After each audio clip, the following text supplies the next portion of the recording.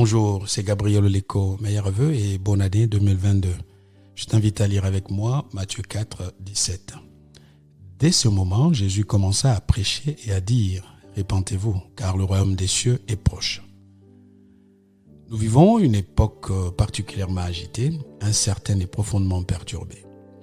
Paradoxalement, notre époque est également celle où l'accès à l'évangile connaît un progrès sans précédent. Nombreux sont les moyens de communication qui facilitent la diffusion de la bonne nouvelle de nos jours. Internet, radio, journaux, réseaux sociaux et la liste est longue. Notre texte de ce jour répond à une question essentielle. À quoi sert la prédication ?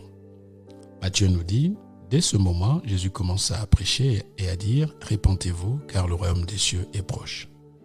Répentez-vous, car le royaume des cieux est proche, tel était le contenu de la prédication de Jésus. Ces auditeurs étaient appelés à la repentance qui n'est rien d'autre que le changement d'attitude et de comportement. Parce qu'un autre royaume a déjà fait son irruption, un autre roi arrive, un autre règne est en place. Rappelons que les contemporains de Jésus étaient confrontés aux mêmes soucis que nous.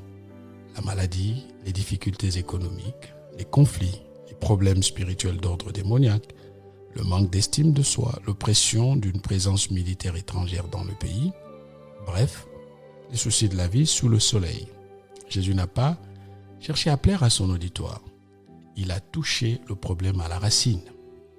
Il est temps de changer d'attitude et de comportement car le compte à rebours est déjà enclenché.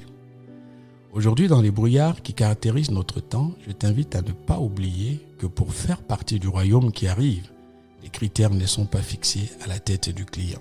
La repentance est la condition obligatoire.